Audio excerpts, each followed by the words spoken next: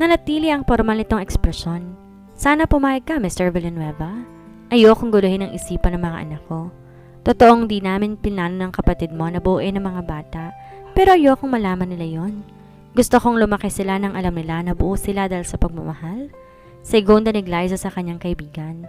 I understand. Don't worry, Miss Escobar. I am willing to cooperate. Wala silang masyadong alam tungkol sa ama nila. Tayong alam lang nila na sa malayong lugar ang daddy nila.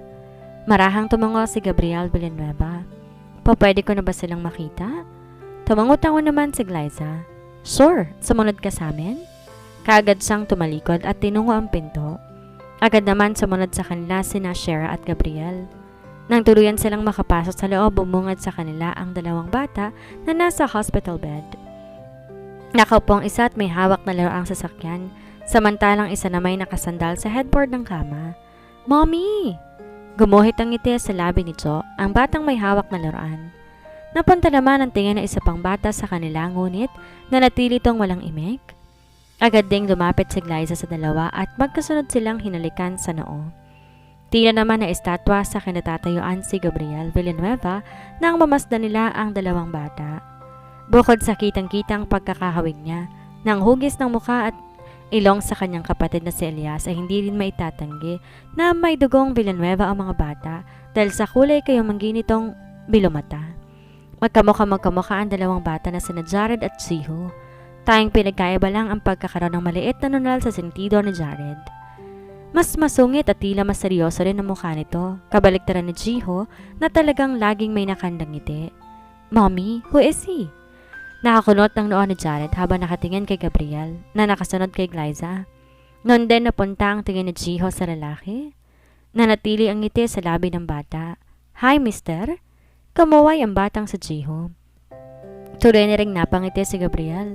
Hello, kiddo. Lumapit siya sa dalawa. Oh, we have the same color of eyes. Tila namamanghang wika ng bata.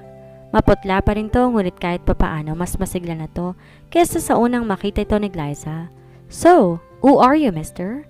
Muling ulit ni Jared sa kanyang tanong. Wala pa rin tong kangiti-ngiti. I am your Uncle Gab, kiddo. Uncle Gab? Sabat ni Jiho. I am your father's brother. Unti-unting nabura ang ngiti sa labi ng bata. Napalitan iyon ng lungkot. How I wish I can also see daddy. I really miss him so much. Tila naman nahiwa ang puso ni Glyza habang nakatingin sa kanyang anak. Kung maaari lang niyang pagbigyan ng bata, noon pa sana niya ginawa. Hinaplos naman ni Gabriel ang pisngi ng bata. Puno ng sensibilidad ang mga mata nito kasabay ng napaawa ang kanyang labi. Soon. You will meet your father soon? Really? Baka nanginginig ang mga mata ni Jiho. Of course. Your dad will go home soon. And when is that? Sabat ni Jared. Nanatili tong walang ngiti. I can tell the exact date, but I am sure that he will go home to see you. Then why he didn't come right now? It is because your dad is busy right now. Bago pa muling makaimik ang sinuman sa kanila, bumukas ang pinto.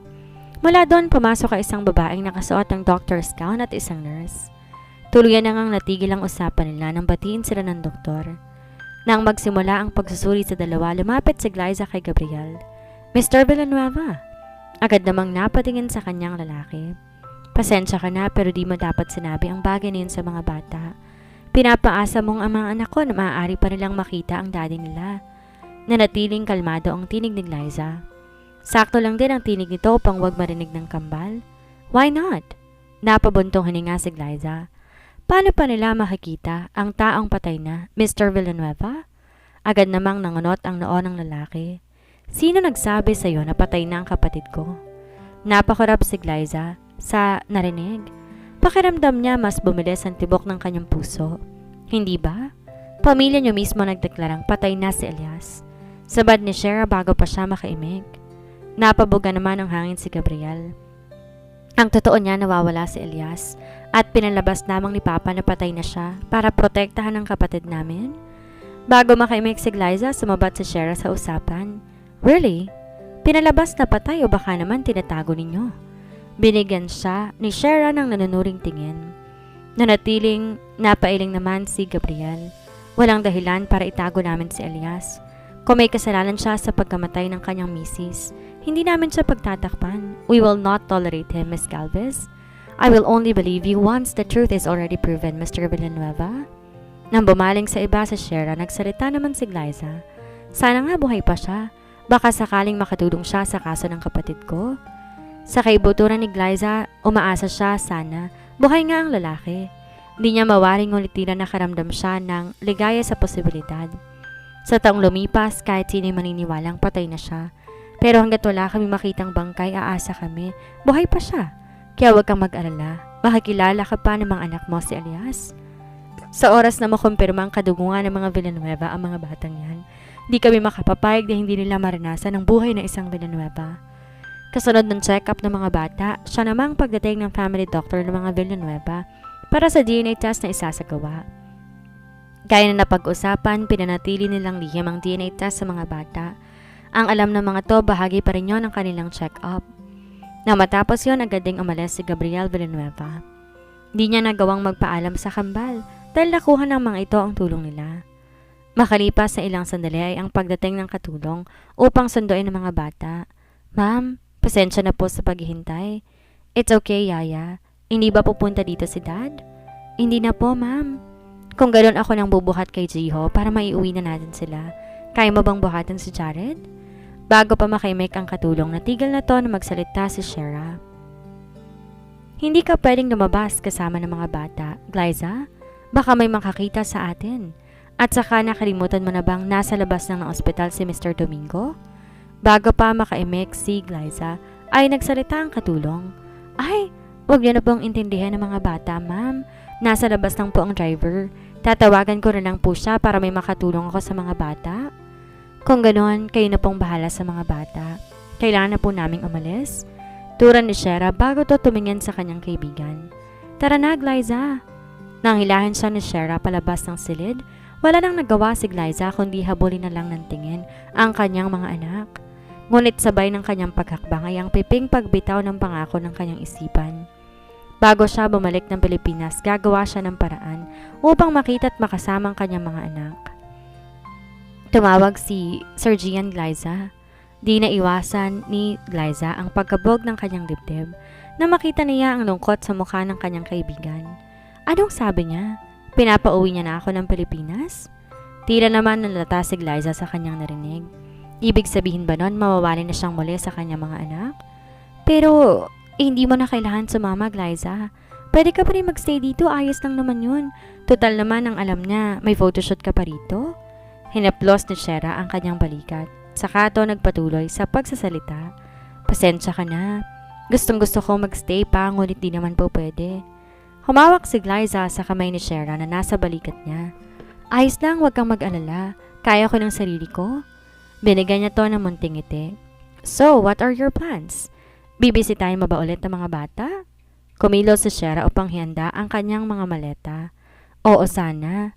Hindi ko pa nasusulit ang mga araw na kasama ko sila. Sandali niyang nilingon. Si Shera, patuloy pa rin to sa pag-aayos ng kanyang gamit. Pero paano matatakasan si Mr. Domingo? Lumapit si Glyza sa kanya. Ako nang bahala doon, Shera. Huwag kang mag-alala dahil kaya ko na to. Hinarap siya ni Shera at hinawakan nito ang kanyang mga kamay. Alagaan mong mabuti ang sarili mo, Glyza. Bago makaimik si Glyza, ginawaran siya ni Shera ng yakap. Mamimiss kita, Glyza. Puno ng sensiridad ang tinig nito. Ano ka ba? Para namang matagal tayong di magkikita. Uuwi rin naman ako after 2 days. Humiwalay ng yakap sa kanya sa Shera. I just want to remind you. Huwag kang mag-alala, Shera. Aalagaan kong mabuti ang sarili ko. Gumuhit naman ang munting ngiti sa labi ni Shera bago siya tumalikod at kinuha ang kanyang maleta at shoulder bag. Aalis na ako, Glyza. Nang magsimulang maglakad si Shera, sumunod sa kanya si Glyza. Muli siyang nilingon ni Shera nang makalabas sila ng pinto. Bumalik ka na sa room mo? Tamango na lamang si Glyza. Bye, Shera. Muli naman siyang ginawaran ng ngiti ni Shera bago to nagpatuloy sa paghakbang. Nang tuluyan ngang nawala si Shera sa paningin ni Glyza, napabaling siya sa pintuang katapat ng kanyang silid. Bumungad sa kanya si Elias na kanina pang nakatayo sa harap ng pintuan ng silid nito. Hi, Elson? Di umimik ang bodyguard ngunit tila hindi yan inintindi ni Glyza. Pwede mo ba akong samahan sa loob ng room ko, Elson? Agad namang gumuhit ang gatla sa noon ng lalaki. Di na ni Glyza hinintay na magsalita ang lalaki, kusa siyang nagpaliwanag. You know, umalis na si Shera at medyo nakakaramdam ako ng lungkot. Kailangan ko ng kasama. Napabuga ng hangin si Elias. Kung ano mang pinaplano mo, Isabel, pwede, wag mo nang ituloy, please. Agad namang napaarko ang kilay ni Glyza. Sana narinig. Grabe ka sa akin. Concern lang naman ako sa'yo dahil dyan ka nakatambay. Hindi ka ba nangangawit na nakatayo dyan? Ayaw mo bang nandun ako sa kwarto ko? Ayaw mo nun? Mababantayin mo akong mabuti. Tapos hindi ka pa nangangawit. Muli na lang napabuga ng hangin ang bodyguard. Fine, Isabel. Let us get inside.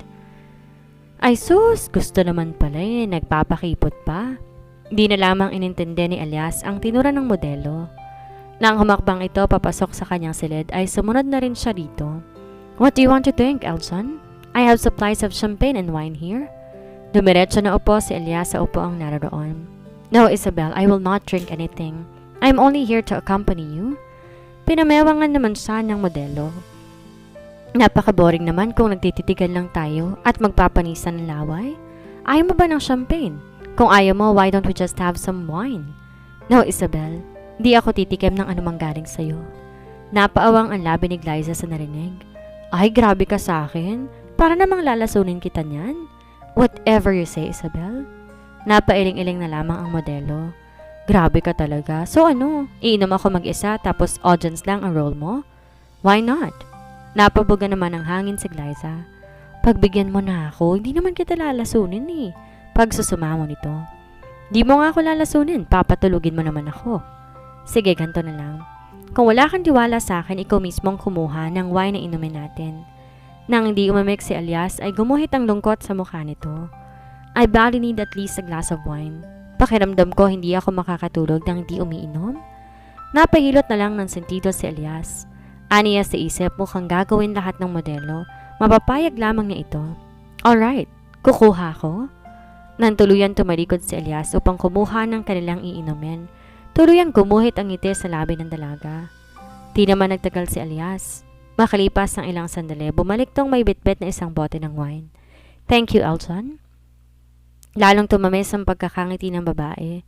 Di naman umamik si Elias, sabay ng pagkuha nito ng basong kanilang gagamitin. Uy, ngiti ka naman dyan. Para namang napipilitan ka lang eh. Pangulit ni Glyza sa kanya habang abala siya sa pagsasalin sa baso. Nang umamik si Elias, kumilos na lamang sa Glyza na kunin ang basong para sa lahat. So, let's have cheers! Tinaas nito ang basong hawak niya. Nang di kumilos ang bodyguard, napasimangot na lamang si Glyza. Ang KJ nito. Kumilos siya at mabilis niyang inuntog ang baso niya sa baso ng bodyguard. Cheers sa'yo kahit KJ ka. Matapos yon, sumimsim siya sa baso niya. Alam mo, ang boring nito. Para naman ako may kainumang pose dito eh. Tumayo si Glyza at kinuhang kanyang cellphone na nasa ibabaw ng bedside table. Magpatugtog tayo. Di na lang umimik si Elias. Nang maubos ni Glyza ang laman ng kanyang baso, siya na mismo nagsalin. Katatapos lang niyang sarina ng kanyang baso nang pumainan lang isang awitin. You know what? Ang ganda ng kanta. Tumayo siya mula sa pagkakaupo at lumapit kay Elias. Sayaw tayo. Nilahad ni Glyza ang kanyang kamay. Nang hindi umimik si Elias, ngumuso ang modelo. Pagbigyan mo na ako. Sayang naman yung kanya kung di tayo sasayaw. Buntong hininga naman tong tumayo sa pagkakaupo. Unti-unti namang gumuhit ang matamis ng ngiti sa labi ni Glyza. Puro na excitement niyang hinawakan ng kamay ng kanyang bodyguard at hinila sa malawang na bahagi ng silid. Elson! Kinawit ni Glyza ang kanyang mga kamay sa leeg ni Elson. Pakiramdam ng lalaki tila tumibok ng mabilis ang kanyang puso. Naparunok siya kasabay ng paghawak niya sa bewang ng modelo. Sinalubong ni Glyza ang kanyang tingin habang nasa palabi pa rin ito ang matamis ng ngiti. Elson, nasabi ko na ba sa'yo napakagwapo mo? Yes, pero hindi ako naniniwala, Isabel. Gumuhit ang gatla sa noo ng babae. Bakit naman? Kailan pa naging gwapong isang lalaking may pilat sa mukha, Isabel? But in my eyes, you are. Napailing naman si Elias. Halata pa rin dito naniniwala. Kumilos naman ang mga kamay ni Glyza at hinaplos ang pisngi ng lalaki. This scar does not make you ugly, Elson. In fact, it gives me an impression that you are a brave person. Di naman nakaimik si Elias. Pakiramdam niya tila ba nalunod siya sa sensibilidad na nakikita niya sa mata ng babae. In my eyes, Elton, there is nothing ugly in you. Nilapit ng babae ang mukha niya sa mukha ni Elias. Bago pa makahuma ang lalaki, napapikit na lamang siya. Lalong dumikit ang katawan ng modelo sa kanyang katawan. Pakiramdam ni Elias ay nabuhay ang ngiti sa kanyang dugo. You are seducting me, Isabel? Please stop. Habol ang hininga ni Elias habang magkadikit ang kanilang noo. Why should I stop? Dumaos-dos ang kamay ng babae sa kanyang braso. Hindi ito tama, Isabel? Gumuhit ang ngisi sa labi ng modelo. Nobody will know, Elton. Hindi ka naman magsusumpong kay Gian, di ba? At tila tuluyang tinangay ng tukso si Elias. Muli niyang sinanggaban ng halik ang dalaga. Tila pareho silang naging mapusok. Kumilos ang paa ni Elias upang igiya ang babae patungo sa kama samantalang ang kamay naman ni Glyza naging abala sa pagtatanggal sa botones ng polo nito. Isabel! Mahinang usal ni Elton sa kanyang tenga. Napapikit naman si Glyza dahil sa sensasyong nadama. Dumaos-dos ang labi ni Elton patungo sa kanyang leeg. Lalo silang naging mapusok. Nang tuluyan nilang marating ang kama, pareho silang bumagsak doon. Tuluyang hinubad ni Glyza ang suot na polo ni Elton. Tila masunuring tupa naman ang nagpaubaya ang bodyguard at hindi pa nga roon na kontento si Glyza. Kumilos ang kamay niya upang alisin ang sinturon ng lalaki. Isabel! Pigil nito ang kanyang kamay. Are you sure with this? Pwede ka pang tumigil. Sigurado ako sa ginagawa ko, Elton? Napapikit na lamang si Elias nang maramdaman niya ang pagbaba ng kanyang zipper. Kasunod ang marahang pagbaba ni Glyza sa kanyang suot na pantalon. Napalunok naman si Glyza nang makita niya ang harapan ng lalaki. Samantala, ang excitement na nadarama ni Elias ay tila naglaho nang maramdaman niya ang pag-alis ni Glyza sa kanyang ibabaw. Agad siyang nagmulat ng mata. Ngunit gano'n na lang ang palalaki ng kanyang mga mata na makita niyang hawak ni Glyza. What the? Huwag kang susunod or else I will kill myself. Tinutok ni Glyza sa sariling sentido ang hawak niyang baril. Ngayon sa lihim na nagpapasalamat na hindi niya na ibabalik ang baril ng lalaki.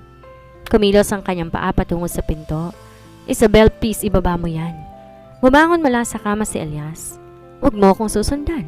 Banta niya dahilan upang matigil ang lalaki. I am very desperate now, Elton. Hindi ako magdadalawang isip na kalubitin ng gatilyo oras na lumapit ka. Pigil hiningang tinaas naman ni Elias ang kanyang kamay. Hindi ako lalapit, please ibaba mo na yan. Subalit di niya sinunod si Glyza. Naratiling nakatutok sa kanyang sentido ang baril kahit nang kumilos ang kamay niya upang pihitin ang siradura. Babalik ako, Elton. Kaya huwag mo nang tangkaing hanapin pa ako. Wika ni Glyza. At dito na po nagtatapos ang kabanata ng ating kwento. Sana'y muli niyo po akong samahan sa mga susunod pang kabanata. Maraming salamat po. Ingat po tayong lahat.